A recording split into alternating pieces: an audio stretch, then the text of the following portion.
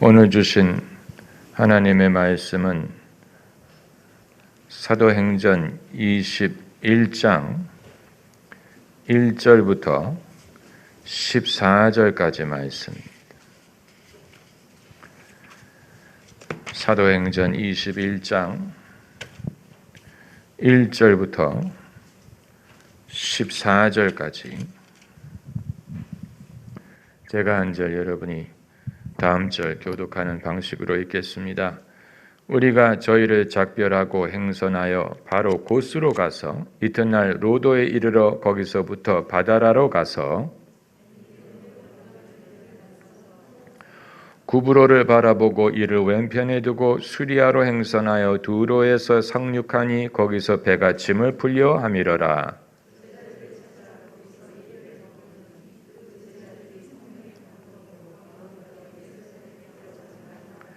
이 여러 날을 지난 후 우리가 떠나갈새 저희가 다 그 처자와 함께 성문 밖까지 전송하거늘 우리가 바닷가에서 무릎을 꿇어 기도하고 두로로부터 수로를 다 행하여 돌레미아에 이르러 형제들에게 안부를 묻고 그들 일과 함께 하루를 있다가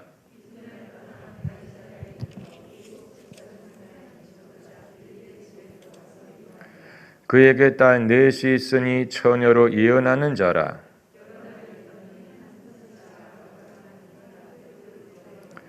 우리에게 와서 바울이 띠를 가져다가 자기 수족을 잡아매고 말하기를 성령이 말씀하시되 예루살렘에서 유대인들이 이같이 이 띠 임자를 결박하여 이방인의 손에 넘겨주리라 하거늘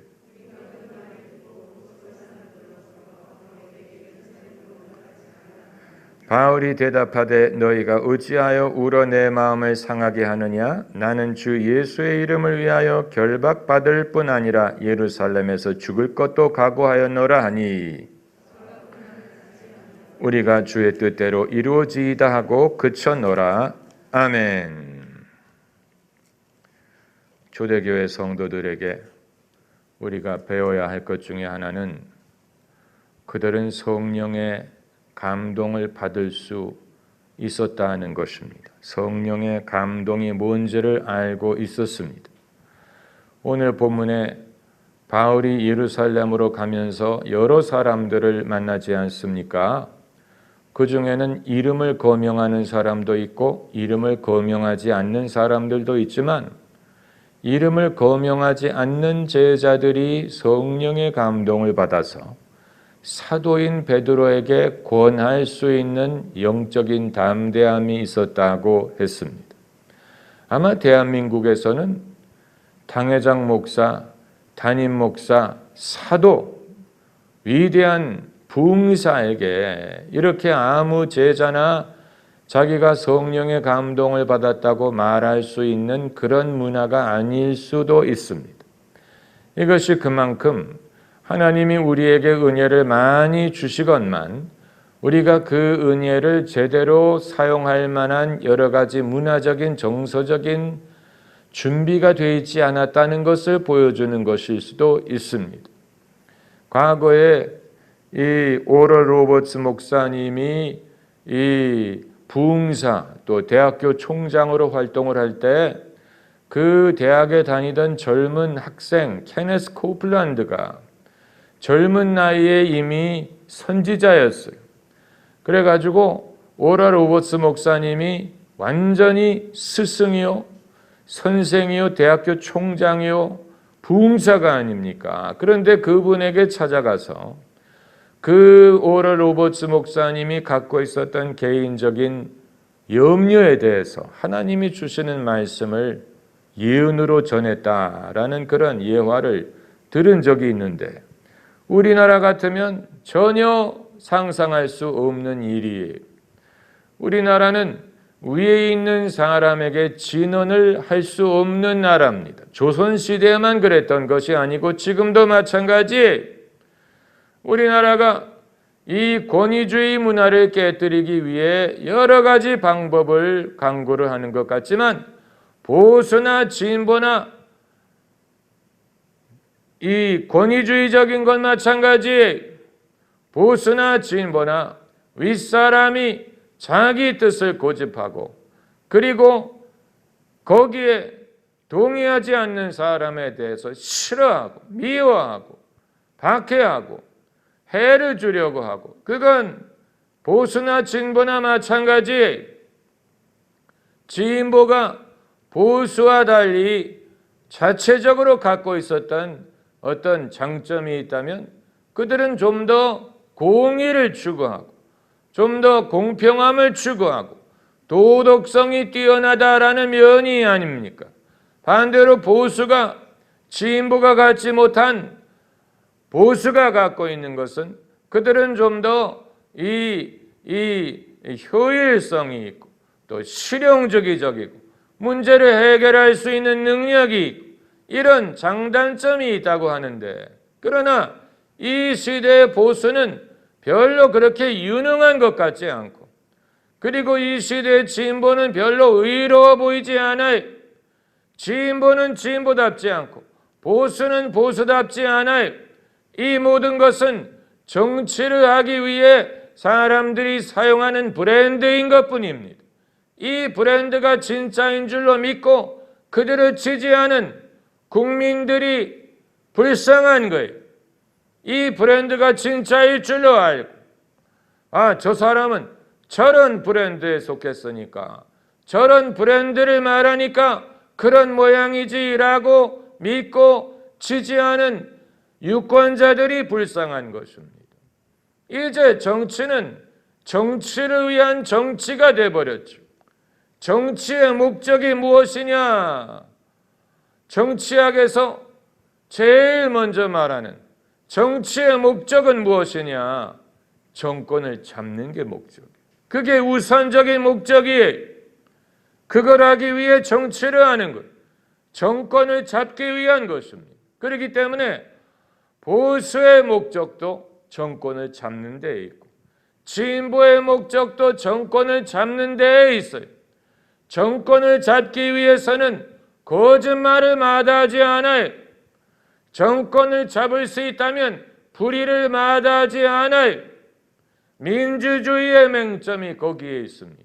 민주주의는 소위 국민의 뜻을 따른다고 하는데 국민의 뜻을 조작하는 것이 가능하기 때문에 미디어를 통해서, 뉴스를 통해서, 언론을 통해서, 언론 플레이를 통해서 얼마든지 민중의 마음을 조종할 수가 있기 때문에 민주주의라는 명분은 있는 것인데 과연 그것이 국민들이 제대로 알고 판단을 하고 그들의 뜻을 반영하는 것인지, 아니면 누군가의 조종을 당해서 누가 국민의 뜻, 여론을 모으는 대로 흥분을 했다가 또 좋아했다가 반대했다가, 여러분 이것은 민주주의라는 이름만 있는 것이지 이건 민주주의가 아니고 민중주의, 또 대중주의,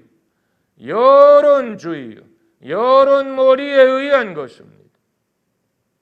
러시아가 미국 대통령 선거에 개입했다는 의혹이 있지 않습니까? 어떻게 남의 나라가 남의 나라의 대통령 선거에 관여할 수 있느냐? 여론 조작을 통해서 가능하고 SNS를 통해 가능한, SNS를 통해서 얼마든지 소위 페이크 뉴스라든가 사람들의 마음을 동요시킬 만한 여러 가지 방법이 있습니다.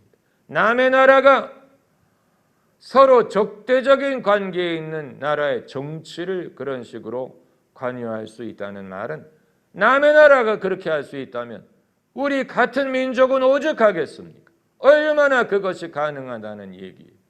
그러니까 민주주의의 맹점이 거기에 있어요. 우리 모두는 교육받기를 국가의 최고의 가치는 민주주의를 실천하는 것이다. 거의 성역이에요. 성역.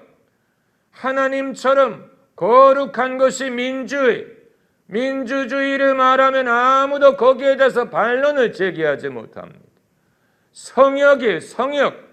그러나 그 배후에서 민주라는 명분으로 사람들의 민심을 조작해서 자기네들의 정치적인 목적을 이루는 사람이 있다는 사실은, 이것은 민주주의가 얼마든지 조작이 가능하다는 것이고, 그리고 사람들 여론몰이가 얼마나 가능하다는 것을 보여주는 것입니다.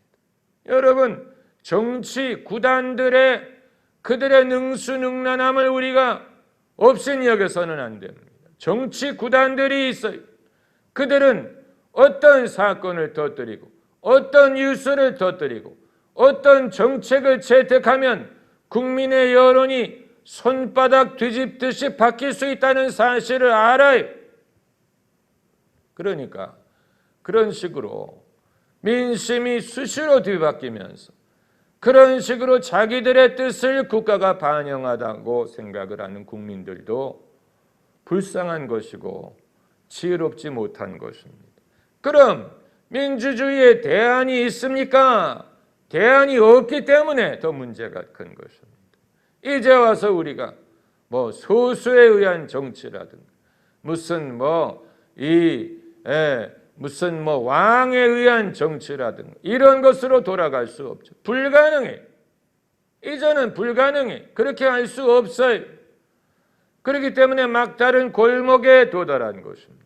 이제는 민주주의를 어떻게든 우리가 최선을 살려서 잘 작동하게 해야 되는데, 그러나 국민의 민심, 국민의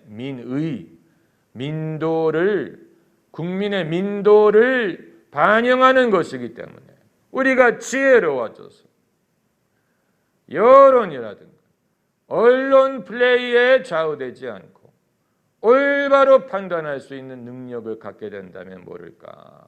그게 아니고 한두 가지 당장 내게 유익이 되는 무슨 부동산 정책이라든가 무슨 세금을 풀어서 사람들에게 나눠준다든가 이런 어떤 것으로 사람들의 마음이 바뀔 수 있는 것이라면, 그렇다면 그렇게까지 국민들의 민의를 반영해서 대의를 이루려고 한다는 것은 그건 신기루와 같은 것이고, 그건 아무도 그렇게 하려고 하지도 않고 원하지도 않고 그렇게 될 가능성도 없고, 이제 우리는 과연 우리가 신처럼 신뢰하는 이 정치 제도가 우리에게 얼마나 유리한지, 얼마나 그것이 우리를 바른 길로 인도할지를 알 수가 없는 것입니다. 정치인을 믿는 사람은 믿을 사람을 믿어야지. 정치인을 믿을 수 없죠. 그렇다고 정치인 없이도 되는 건 아니에요. 누군가가 총대를 매야 돼. 누군가가 욕을 먹어야 돼. 누군가가 나쁜 짓을 해야 돼. 누군가가 거짓말을 해야 돼. 누군가가 나쁜 사람이 돼야 돼. 왜냐하면 모두가 나쁜 사람이 될 수가 없으니까. 모두가 거짓말을 할 수 없잖아요. 어려운 일을 모든 사람이 할 수, 굳은 일을 모든 사람이 할 수 없기 때문에 누군가는 해야 돼. 그 대가로 정권의 영광을 누리도록 국민이 허용을 하는지도 몰라요. 이 굳은 일을 당신이 도맡아 하니까 그래, 대통령이 돼봐라, 국무총리가 돼봐라, 국회의원이 돼봐라, 허락하겠다. 굳은 일을 맡았으니 그걸 해봐야지, 이렇게 하는지도 모르는 것입니다. 여러분, 플루타르크 영웅전에 나오는 데모르스테스라는 인물, 그리스 아테네 데모르스테스가 어렸을 때부터 정치의 뜻을 두었다고 했어요. 정치를 좋아했어요. 웅변을 좋아하고. 그 아버지가 이 사실을 알고 하루는 그 아들을 데리고 바닷가에 데려가서 이제 폐선이 된, 더 이상 쓰지 못해서 버림받은 배를 보여줬어요. 바닷가에 버려져 있는 배를 보여주고, 저게 정치인이 같다. 이 정치인을 쓸 수 있을 때는 사람들이 써먹다가 더 이상 쓸모가 없으면 저 배처럼 버린다. 이렇게 경고를 했는데 그럼에도 그 아들 데모스테스는 여전히 정치를 좋아해서 정치인이 되었다. 이런 이야기입니다. 그러니까 그때도 벌써 아테네, 그리스 아테네가 몇천 년 전이 그때 이미 민주주의를 실천해 본 사람들이 정치의 본질을 알고 있었던 것입니다. 정치인이 국민을 이용하는 것 같은데 사실은 국민이 정치인을 이용해 먹었다가 버리는 것이라는 사실. 누가 누구를 이용하는 것입니까? 누가 누구를 속이는 것입니까? 우리는 정치인은 자기들이 국민을 속인다고 생각할지 몰라요. 국민을 속여서 일평생 해먹었다고 생각할 수도 있는데 그러나 어떻게 보면 국민들이 그렇게 미련하지 않아서 누군가가 굳은 일을 해야 된다면 나는 그런 굳은 일을 하고 싶지 않고 그럴 만한 능력도 없으니 당신들이 나서서 굳은 일을 우리를 위해 해달라. 그리고 욕을 먹을 수도 있고 영광을 누릴 수도 있는데 그건 나를 대신하여 굳은 일을 하는 보상으로 당신이 누리게 해주겠다. 이렇게 하는 것인지도 모르는 것입니다. 누가 더 지혜로운 것인지 우리가 알 수 없지만 여러분 사람이 사람에게 어떤 이 속내가 없이 어떤 자기의 이익을 숨겨가면서 서로를 이용하는 그런 관계가 아닌 완전히 순전한 목적으로 순전한 마음으로 할 수 있는 유일한 것은 그리스도 예수를 섬길 때만이 가능할 것입니다. 그리스도 예수를 섬길 때만이 이것이 어떤 사사로운 이익이라든가 개인의 이 이익을 위해 상대방을 이용하고 속이고 서로에게 연기를 하는 그것이 아닌 순전함, 순전함, 순수함을 가능하게 하는 유일한 것은 예수 그리스도를 섬기고 그리고 이 예수님처럼 우리가 우리 십자가를 지고 갈 때만이 순전함이 가능할 것이라고 보고 만약에 신앙으로 서로를 대하더라도 자기의 십자가를 지고 가지 않으면서 신앙을 말하는 것은 그것 역시 세상처럼 똑같이 서로를 이용할 수 있는 위험은 있으리라고 봅니다. 그러니까 유일하게 우리가 신뢰할 수 있는 사람은 믿음의 사람으로서 자기 십자가를 지고 가는 사람, 그 사람은 신뢰할 수 있어요.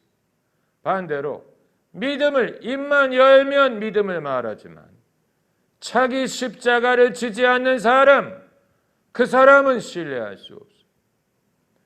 자기 십자가를 지지 않으면서 믿음을 말하는 사람, 그 사람의 말을 우리가 신뢰할 수 없어요. 유일하게 예수 믿는 사람이 솔직하고 투명할 때는 언제냐? 자기 십자가를 지고 가고 있을 때. 그때는 남을 속일 이유가 없죠. 왜냐하면 자기가 고통스럽고 자기가 이미 희생을 하고 있기 때문에 그 상황에서 무슨 거짓말을 해가면서 자기 희생을 줄이겠습니까? 자기 십자가를 지고 가는 사람, 그 사람은 진실한 사람.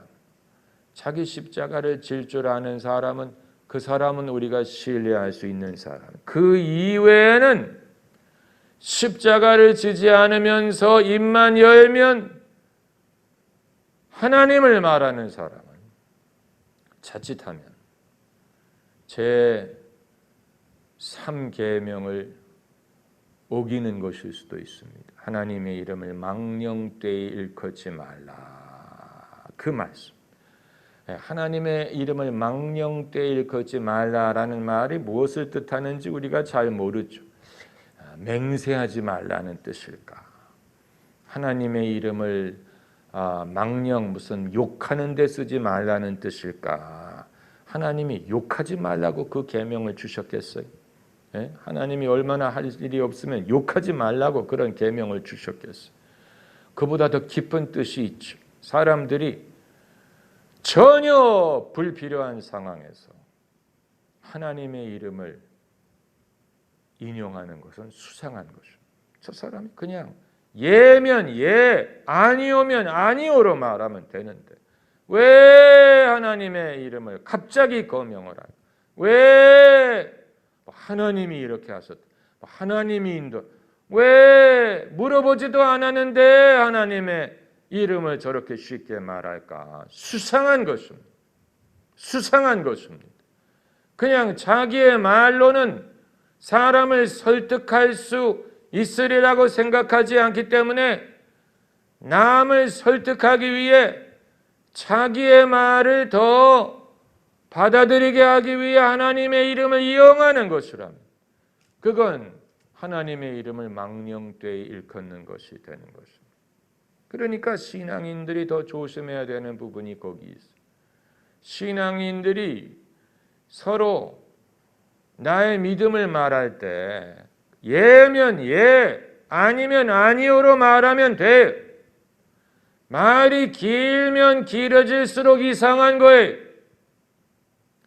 그리고 서론이 길면 길수록 수상한 거예요. 그냥 내 믿음으로는 이렇게 믿는다, 이렇게 생각하고 판단한다 라고 말하는 것이 정직한 것인데 거기다 대고 하나님이 이렇게 나에게 지시하셨다 이런 식으로 하나님을 끌어들이려는 사람, 물어보지도 않았는데 하나님을 끌어들이려는 사람은 수상한 것입니다. 왜 하나님의 이름을 그런 데 끌어들이느냐?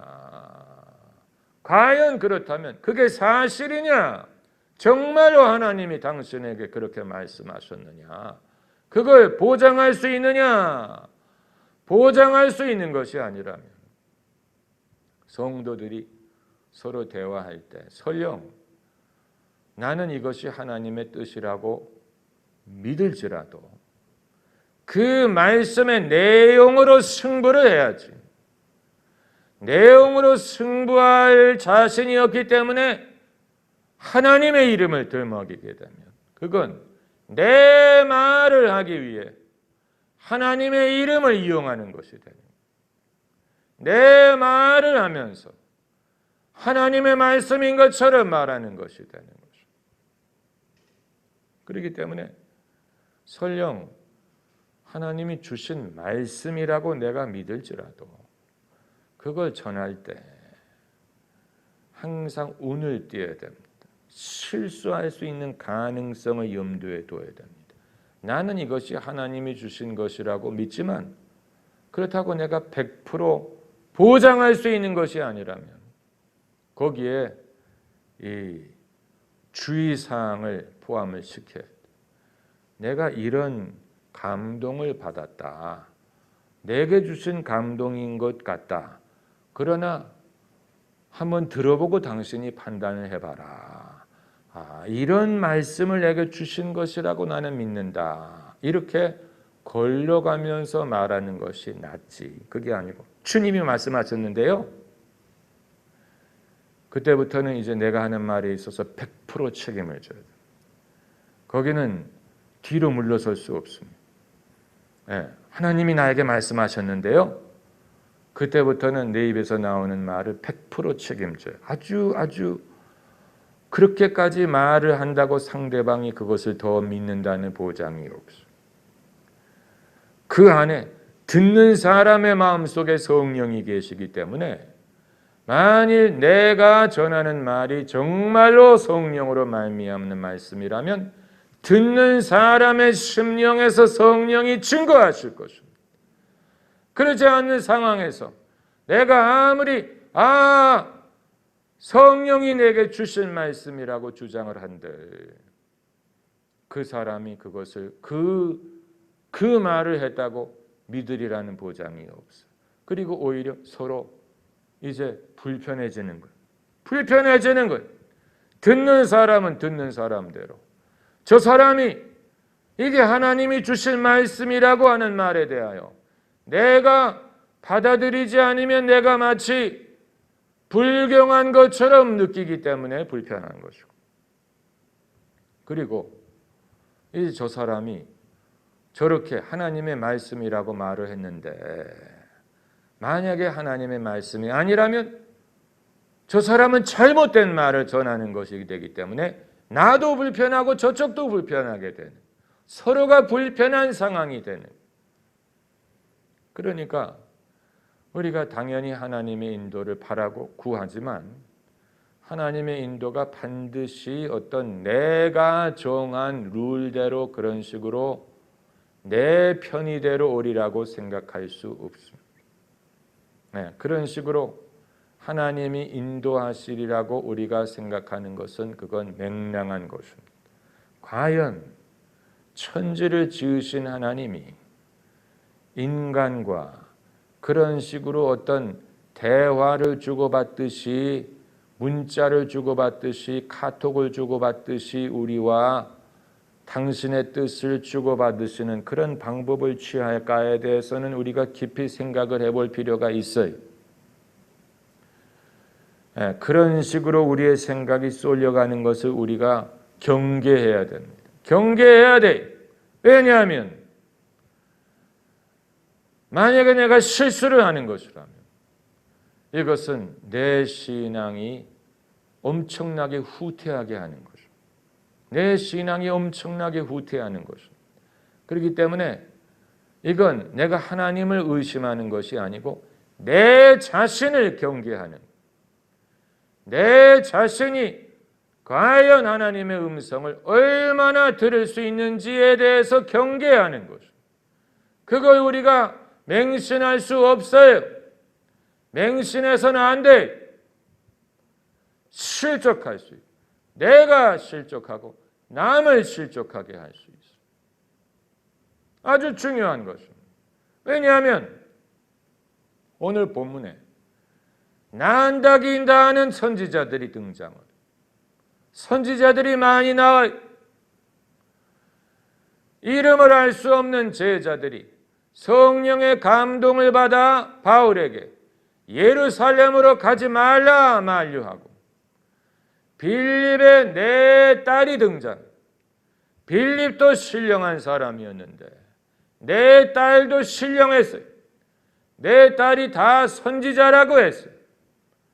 그 네 명이 뭐라고 예언했는지는 성경이 말하고 있지 않지만 아가보라는, 아예 선지자라는 명칭을 가진 아가보가 바울을 찾아와서 바울의 띠를 가져다가 자기의 수족을 묶으면서 말하기를, 주님이 말씀하시기를 당신이 예루살렘에 가면 사람들이 당신을 이렇게 하리라고 하십니다.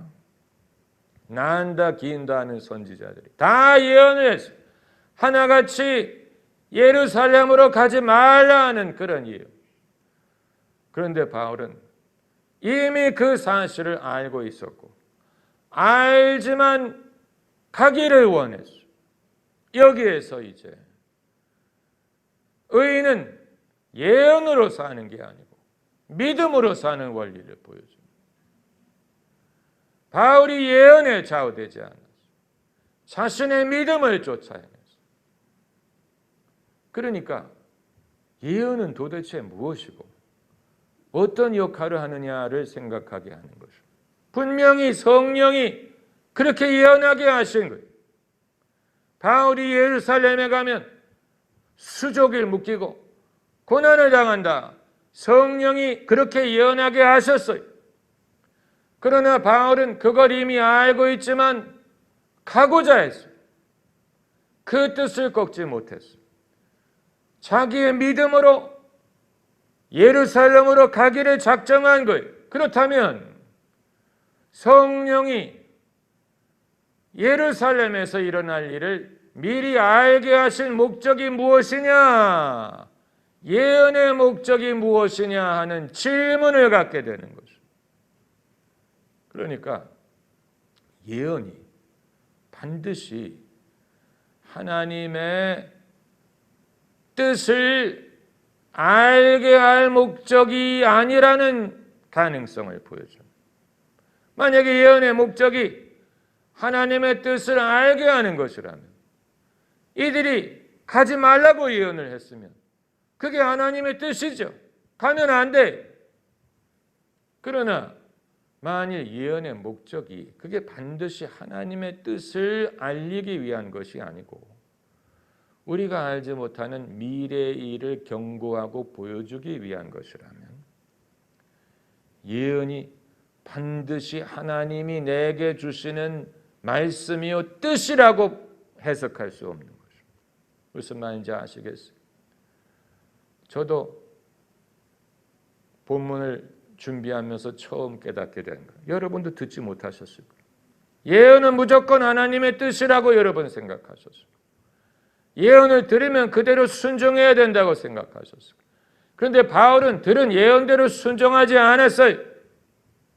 그렇다면 예언이 반드시 그게 하나님의 지시사항을 말하는 것이라고 볼 수 없는, 앞으로 일어날 이 일을 경고하기 위해서, 준비하게 하기 위해서, 미리 알게 하는 그런 목적이 있지만 모든 예언이 다 하나님이 우리에게 주시는 지시의 말씀은 아니라는 사실. 하나님의 뜻을 알기 위해 우리가 반드시 예언이 필요한 게 아니라는 사실을 보여줍니다. 하나님의 뜻을 어떻게 분별하느냐? 예언으로 분별하는 게 아니, 우리의 마음을 새롭게 함으로 변화를 받음으로 분별하는, 아주 중요한 거예요. 성경 어디에도 예언을 의지해서 하나님의 뜻을 분별하라는 지시사항 없어요. 그런 식으로 하나님의 뜻을 알아야 된다면 하나님의 뜻 알 수 있는 사람은 극소수일 거예요. 그런 예언이 흔치 않기 때문에 예언을 통해서 하나님의 뜻을 분별하는 것이라면 하나님의 뜻을 알 수 있는 사람은 극소수일 거예요. 그런 식으로 하나님의 뜻을 분별하는 거예요. 로마서 15장에 있는 말씀대로 너희는 이 세대를 본받지 말고 마음을 새롭게 함으로 변화를 받아 하나님의 선하시고 기뻐하시고 온전한 뜻이 무엇인지 분별하도록 하라. 하나님의 뜻을 어떻게 분별합니까? 이 세대를 본받지 않고 마음을 새롭게 함으로 변화를 받아. 그게 없는 상황에서는 아무리 예언의 예언을 받는다고 해도 그 사람은 하나님의 뜻을 분별하지 못합니다. 예언의 한계가 거기에 있어요. 예언의 한계를 우리가 알아야 돼. 우리는 초대교회 때처럼 지금 이 시대에 선지자들이 좀 더 많았다면 사람들이 얼마나 좋았을까, 하나님의 뜻을 알게 되고 얼마나 좋았을까라고 생각을 할 수 있지만 그렇지 않아요. 이 세상에 초대교회처럼 선지자들이 많지 않다고 우리가 하나님의 뜻을 알 수 없는 게 아니, 하나님은 그런 식으로 당신의 뜻을 우리에게 알리시리라고 생각하면 안 돼.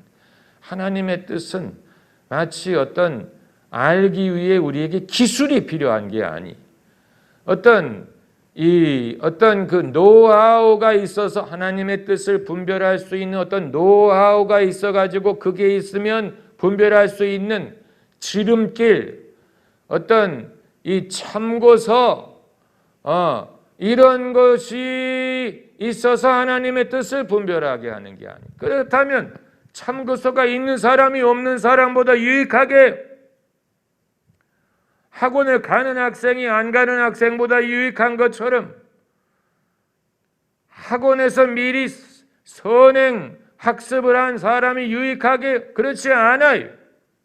그런 식으로 생각하면 안 돼. 그런 식으로 생각하면 안 돼. 그렇기 때문에 성경에서 분명히 경고하는 선지자들이 여러 명 있었는데 그들의 말을 듣고도 자기 마음먹은 대로 예루살렘으로 간 배짱이 큰 믿음의 사람이 사도 바울.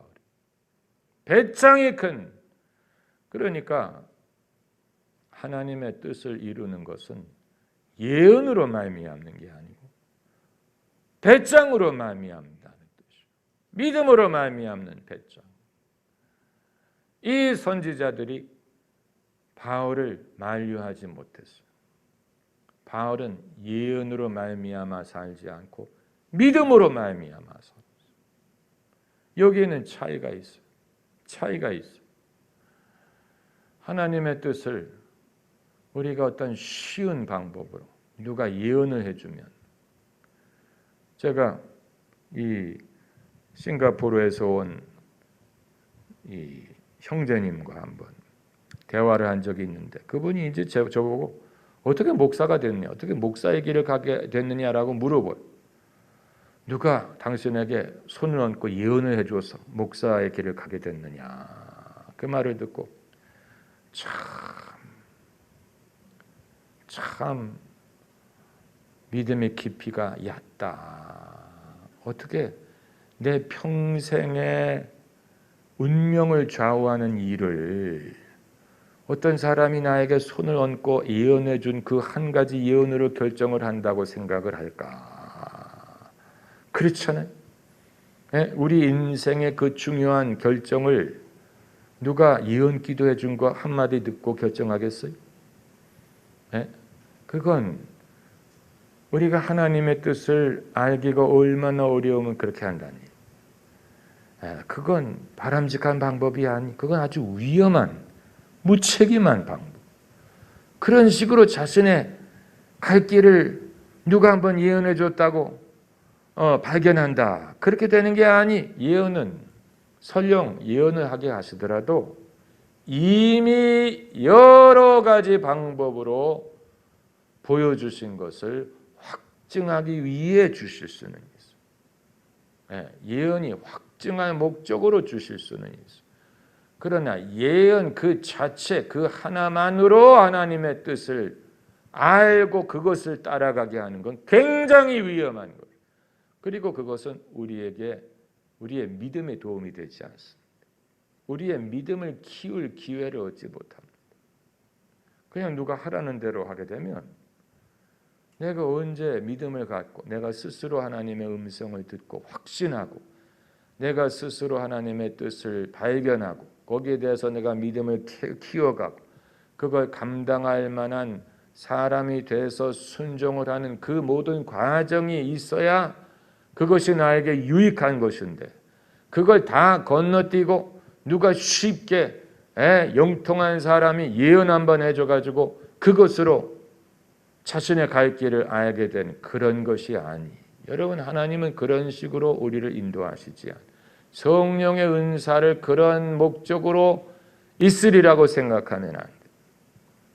만약에 그런 식으로 사람들이 예언을 신뢰하고 쫓아간다면 그건 위험한 것이고 차라리 그런 은사가 없는 것이 더 나을 수도 있어요.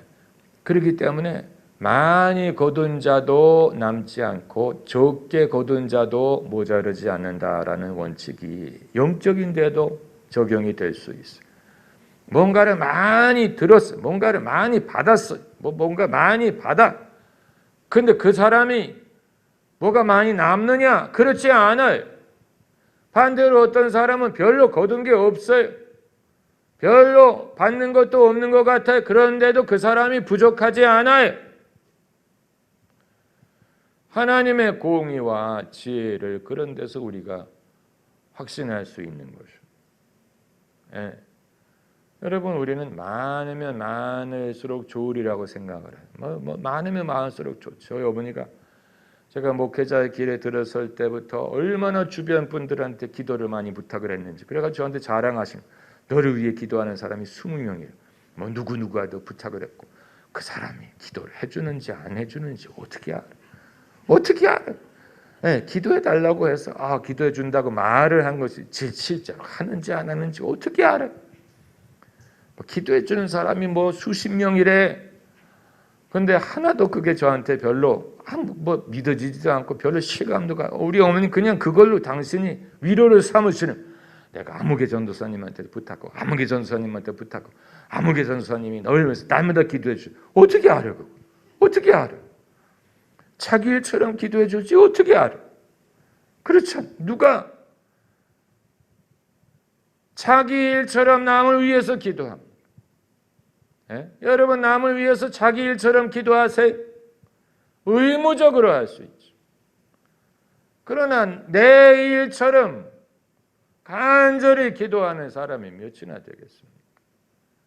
그러니까 기도해 주는 사람이 있는 건 좋은 것이지만, 그러나 뭐 기도해 주는 사람이 많다고 그럼 뭐 기도해 주는 사람이 많으면 하나님이 그만큼 역사를 하시고, 기도해 주는 사람이 없으면 하나님이 역사를 안 하신다면 하나님의 나라도 별로 공평하지 않네요.